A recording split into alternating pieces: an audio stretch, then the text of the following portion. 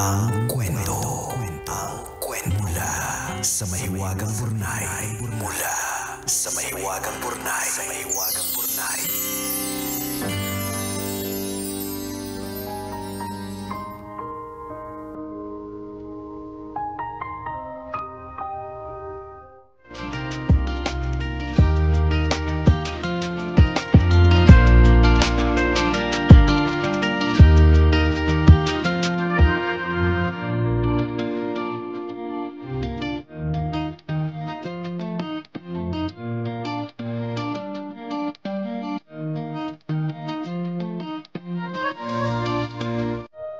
Dear Nicole and Diego, itago niyo na lang ako sa pangalang Rachel, 26 years old, at bilib na bilib sa mga words of wisdom ni Nicole. Ay, ba yan? Mang ganyan. Huwag ganon. Ka naman ganon. Naging makipot. Pinuri lang naging makipot. Huwag ka naman ganon. Nakakamatalino yung may words of wisdom. Kainis ka. Anyway, sumulat ako kasi maliban sa gusto ko nung i-share yung pain at disappointment sa puso ko, gusto ko din sanang humingi ng payo. Ikakasal dapat ako 3 months ago. Nung araw bago ang kasal ko, nag-message sa akin ang fiancé ko. Kailangan daw naming magkita dahil may sasabihin daw siyang importante. Sabi ko, i-message na lang niya. Laking probinsya kasi ako at naniniwala sa mga pamahiin. Sabi kasi ng matatanda sa pamilya namin, bawal magkita ang mag-asawa 1 araw bago ang kasal nila. Naisip ko wala namang mawawala kung mag-iingat ako at susunod sa pamahiing ito. Kinabukasan sa mismong araw ng kasal namin, hindi niya ako sinipot sa simbahan. Aray. Buong umaga daw siyang hinahanap ng pamilya niya pero hindi siya makita. Nakapatay ang telepono at walang nakakaalam kung nasaan siya. Matapos ang 1 oras na paghihintay, nawala na ako ng pag-asa na darating pa siya. Hindi ko maipaliwanag ang kahihiyang sinapit ko. Pakiramdam ko, nagunaw ang mundo ko. Ipinagdasal ko na sana kainin na lang ako ng lupa, malusaw sa hangin, wag nang magising. Ayoko nang mabuhay kasi tuwing sisikat ang araw, hindi ko alam kung paano ko na naman haharapin ang maghapon. 1 araw nagulat ako na bumalik yung account niya sa Facebook. At ang unang-unang post niya pagkatapos ng ilang buwang pagtatago, I am sorry, I fell out of love. Talaga ba? Sa FB post niya sa akin sasabihin kung bakit hindi niya ako sinipot sa altar? Wala naman ako magagawa kung na-fall out of love siya. Pero sana naman sinabi niya agad. Sayang naman yung mga ginastos at preparation for the wedding. Hindi man lang siya naawa sa akin sa kahihiyang dinanas ko. Bago kami ikasal, sabi ko sa kanya may sorpresa ako sa kanya pagkatapos. Dahil hindi naman natuloy ang kasal, hindi ko na nasabi sa kanya ang sorpresa. Buntis kasi ako, Nicole at Diego. Aray. Yun sana, yung sorpresa ko sa kanya. Sasabihin ko sana na magiging tatay na siya. Ang tanong ko ngayon, sasabihin ko pa ba sa kanya? Kailangan niya pa bang malaman? Wala akong kaplano-plano makipagbalikan, iklaro ko lang. Napalitan na kasi ng galit yung pagmamahal ko sa kanya. I feel so lost, Nicole and Diego. Ano kaya ang mabuting gagawin ko? Ang inyong tagapakinig, Rachel.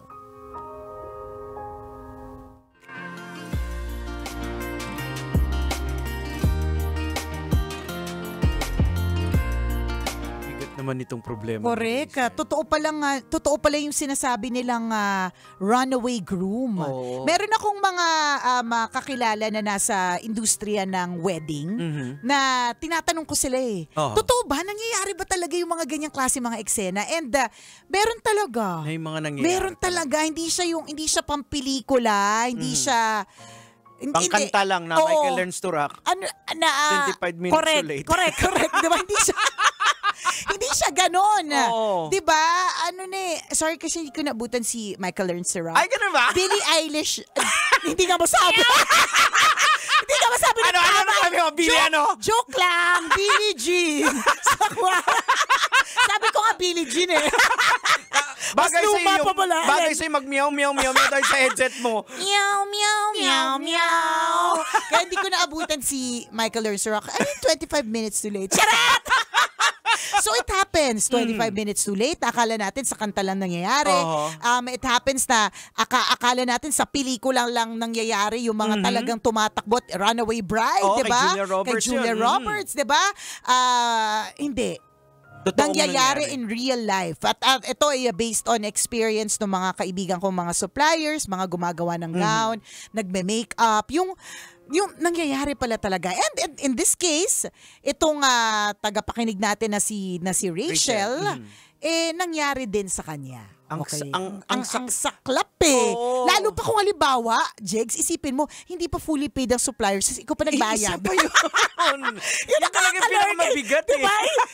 Diba yung parang, nasa na po yung magbabayad? Yung kahit gaano kakaganda nung araw na yon wala. Yun yung nag-book ka na, correct, lahat-lahat. diba? Hindi, tsaka, isipin mo na lang, no? Palalain pa natin yung kwento. Isipin natin kung, what if this was a destination wedding? Ibig sabihin, La Union. Yung babiyahe pa. Correct.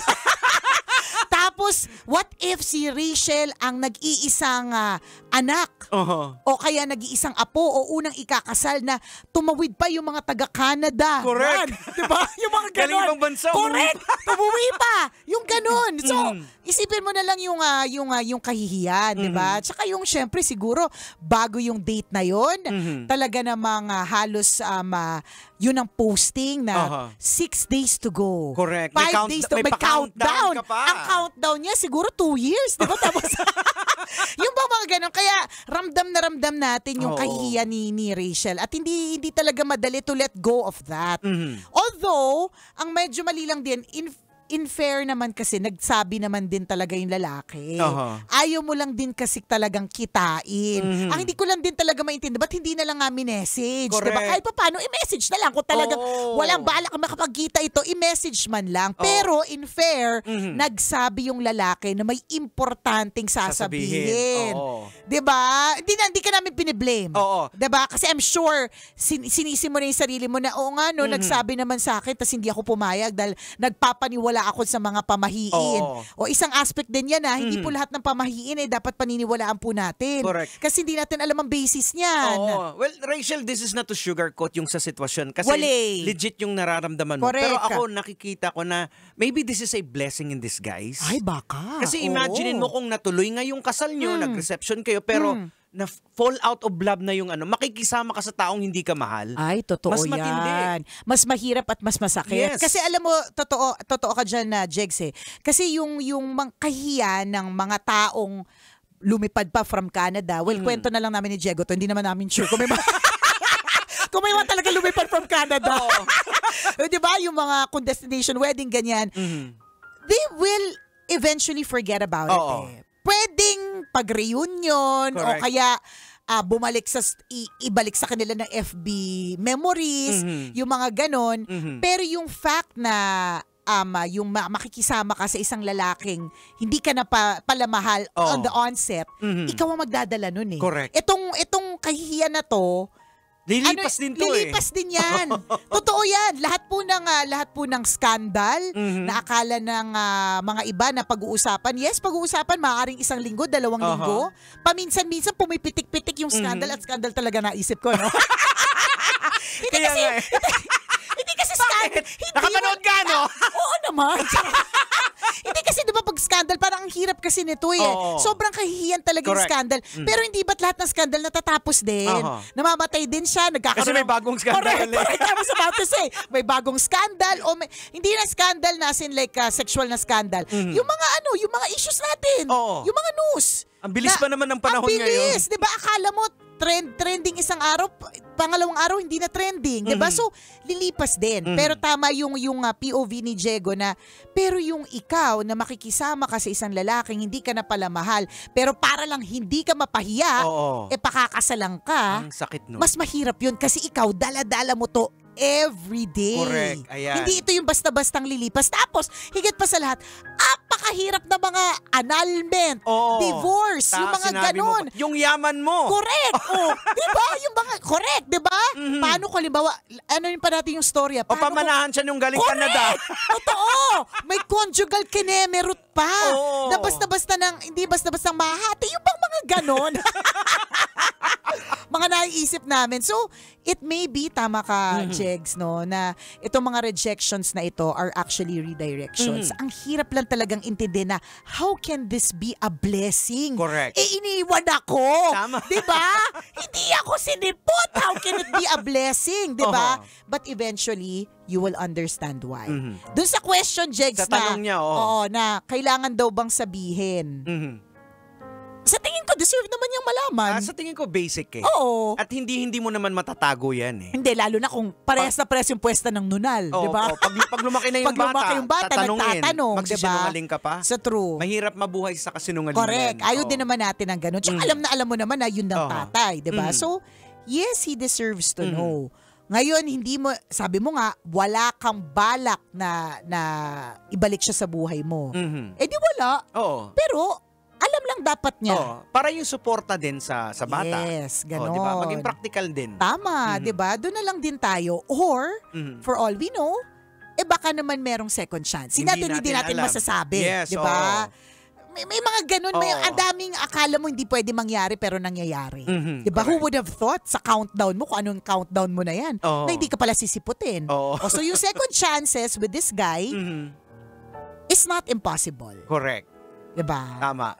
Hindi natin alam kung what's at stake sa buhay natin. Correct. Pero hayaan natin. Pag-pray mo yung sarili mo na yung importante yung mahil ka eh. Yes, yun ang pinaka-importante.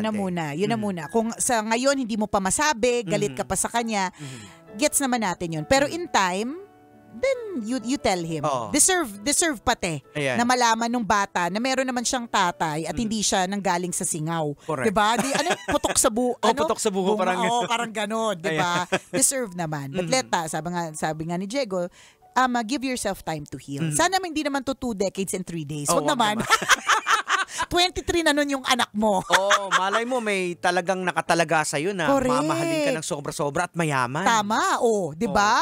Na may mga kamag-anak din sa Canada. Kundi, Europe. Yan. mas mataas yung pera. Correct. Yung conversion ng pera mas mataas, ganon.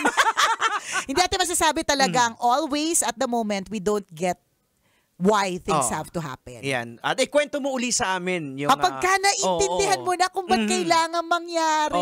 Ito yung kagandahan yung dito sa kwento sa mga Burnay eh. Diba? Na may follow-up doon sa nangyari sa buhay nila. At yun sana yung gusto natin, magkaroon ng follow-up. May diba? sequel. Yes. Yeah. Anyways, salamat na marami for sharing your story with us. Akala mo lang hindi mo kaya yan, Rachel, pero kaya mo yan. Yeah. Tandaan, meron kang anak na kailangang pangalagaan. At pangalagaan mo din ang iyong sarili. Importante yan. Okidoki, exit na muna kami for now! Hanggang dito muna po mga kumikinangers. Ako pong kumikinang ng ulo, Diego Bandido. At ako naman ang kumikinang ina mo na si Nicole Yala. Kailangan pa bang i-memorize yan? Basic! Kailangan pa bang i-memorize yan? Love Radio. Basic!